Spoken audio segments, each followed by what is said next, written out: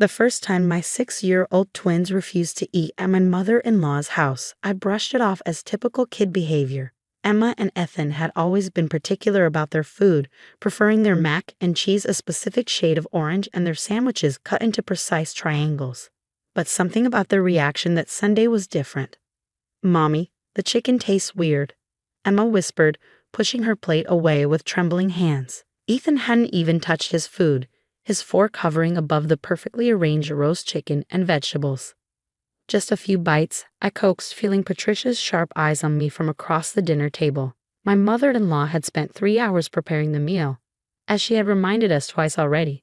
Grandma worked very hard on this.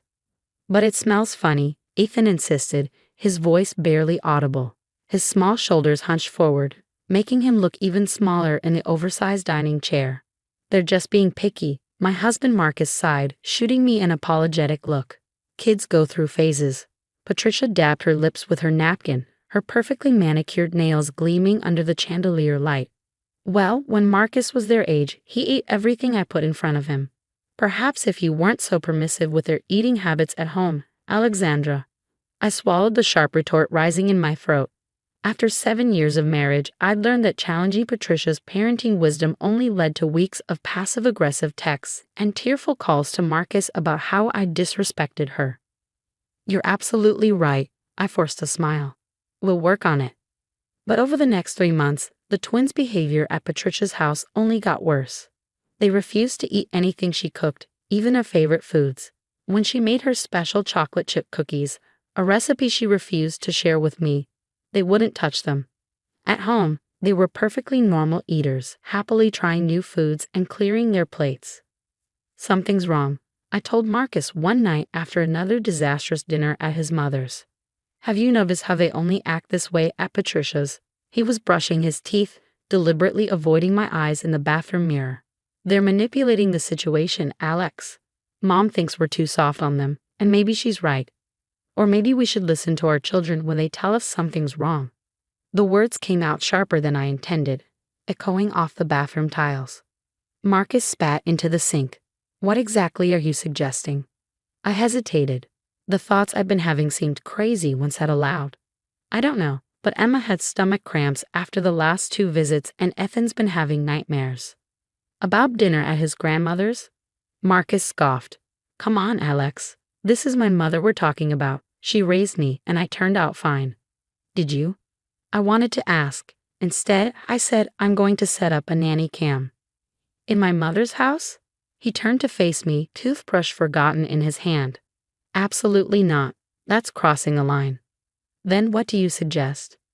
"Because our children are terrified of eating at your mother's, and he won't even consider that something might be wrong." The argument that followed was one of our worst. Marcus accused me of being paranoid, of letting my issues with his mother cloud my judgment. I reminded him of all the times Patricia had undermined my parenting, how she still referred to me as Marcus's second choice after his college girlfriend. "Fine," he finally snapped. "Put up your camera. When it shows nothing, I expect a full apology to my mother." The next day, while Patricia was showing Marcus her new garden layout, I slipped into her kitchen and placed a small camera disguised as a phone charger into an outlet near the counter. It had a perfect view of her kitchen workspace and part of the dining room. That Sunday, Patricia outdid herself. The table was laden with all the twins' favorite foods: crispy chicken tenders, creamy mashed potatoes, fresh rolls still warm from the oven. The smell of vanilla and cinnamon wafted from a pie cooling on the counter. "I made everything just how they like it," Patricia announced, shooting me a triumphant look. "Since you mentioned they haven't been eating well here." The twins still refused to eat. Emma burst into tears when Patricia insisted she tried the mashed potatoes, and Ethan knocked over his water glass trying to move away from his plate. Marcus was furious, sending them both to the living room without dinner while Patricia dabbed at her eyes with a monogrammed handkerchief. "Children need discipline," she sniffed. "In my day." I tuned out her familiar lecture, my mind already on the camera footage waiting to be reviewed. Later that night, after the twins were asleep, I sat in my home office and connected to the camera's feed. For the first hour, everything seemed normal. Patricia moved around her kitchen with practiced efficiency, preparing the meal while humming to herself. But then, just before we arrived, I saw something that made my blood run cold. Patricia opened a small wooden box she kept on top of the refrigerator, a box I'd never noticed before. From it, she removed a small vial and began adding drops of something to specific portions of food. The twins' plates, only their plates.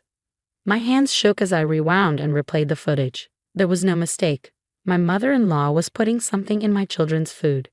The question was, what? I spent the entire night researching common household substances that could make food taste weird without being immediately noticeable. My screen filled with horrifying possibilities.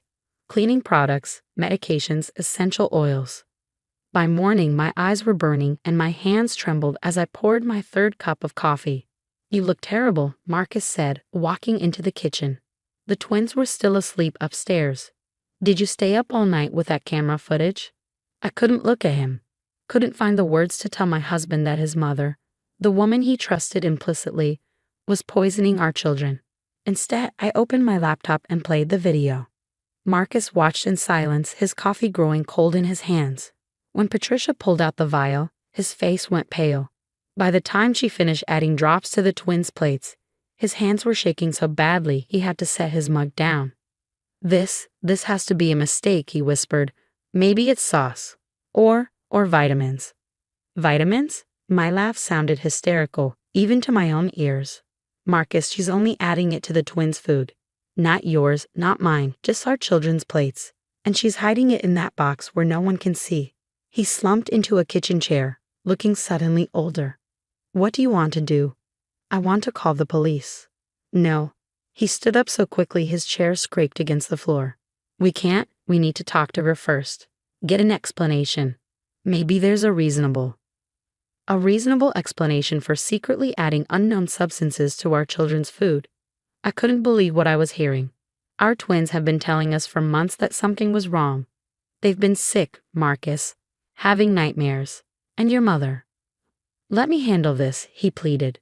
"She's my mother, Alex. Let me talk to her first." Before I could argue, little footsteps thundered down the stairs. Emma and Ethan burst into the kitchen, already arguing about whose turn it was to feed our cat, Luna. "Daddy." Emma stopped short, looking between us. Even at 6, she was frighteningly perceptive. "Why are you crying?" Marcus quickly wiped his eyes. "Just something in my coffee, princess. Who wants pancakes?" But I couldn't play pretend, not anymore. "Kids, we need to talk about Grandma Patricia's house." They both stiffened. Ethan moved closer to his sister, grabbing her hand. The gesture broke my heart. "You believe us now?" he asked in a small voice. "About the funny taste?" "Yes, baby, I believe you. And I'm so sorry I didn't listen sooner."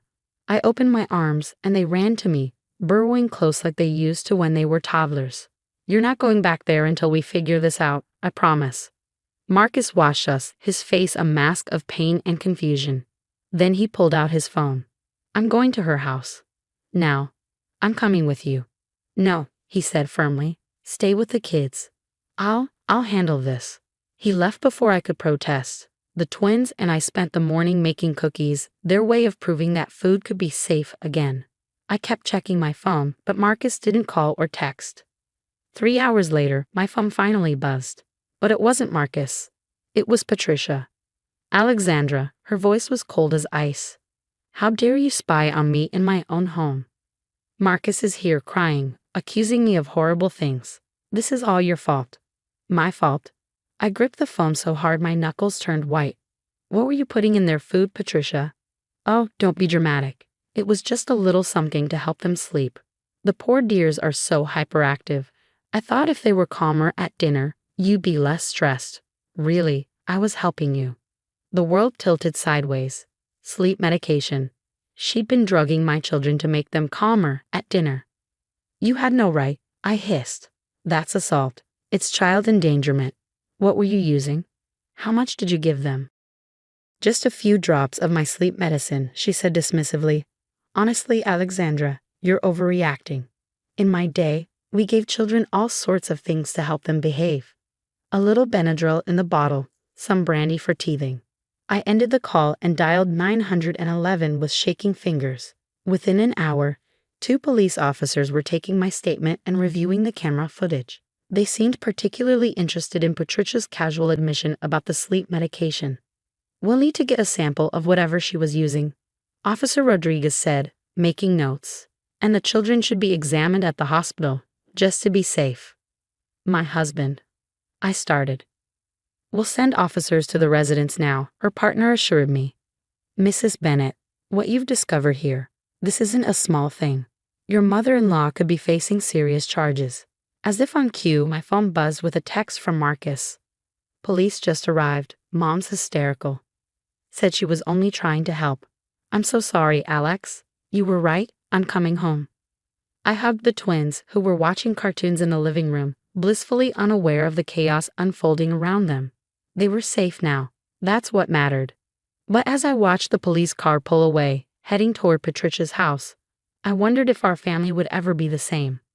The next few weeks passed in a blur of police statements, hospital visits, and family therapy sessions. The toxicology reports confirmed what Patricia had admitted. She'd been adding prescription sleep medication to the twins' food. The doctors assured us there wouldn't be any lasting physical effects.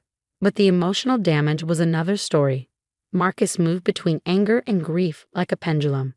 Some days he'd rage about pressing charges. Other days he'd sit in his office, staring at old family photos, trying to understand how his mother could do this.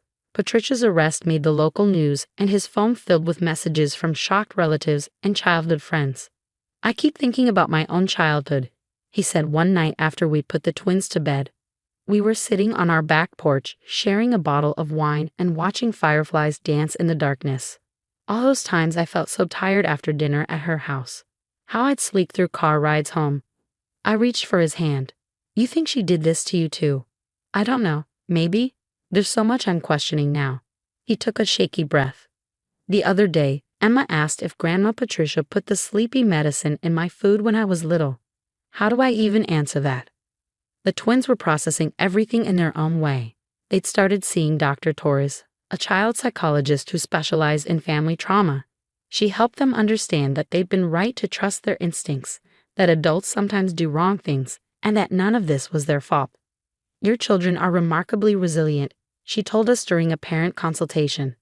"But they need to see their parents being strong and united. They need to know you'll always protect them, even from family members." Patricia's trial date was set for spring, but her lawyer reached out about a plea deal. In exchange for pleading guilty to 2 counts of child endangerment, she'd serve 6 months under house arrest followed by 5 years of probation. She'd also have to undergo psychiatric evaluation and treatment. "It's not enough," Marcus said when we discussed it. "She drugged our children, Alex, multiple times. She should go to prison."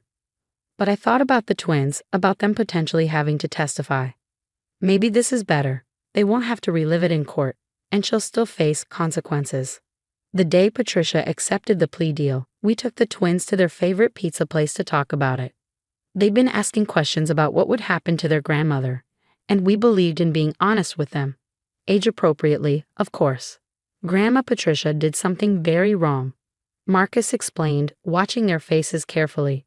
She's going to be punished for it, but she won't go to jail. Instead, she has to stay in her house for a long time and talk to doctors about why she made bad choices. "Will we have to see her?" Ethan asked, his pizza forgotten on his plate. "No, sweetheart," I assured him. "You don't have to see her ever again if you don't want to." Emma twisted her napkin in her small hands. "Is she sorry?" Marcus and I exchanged glances. Patricia's only attempts at apology have been self-serving explanations about how she just wanted to help and how things were different in her day. She seemed more sorry about being caught than about what she'd done to her grandchildren. "Sometimes," I said carefully, "people do bad things and aren't as sorry as they should be, but that doesn't make what they did any less wrong." "Like when Tommy broke my crayon at school and didn't say sorry?" Emma asked. "Something like that," Marcus smiled, but his eyes were wet. "The important thing is that you two were brave.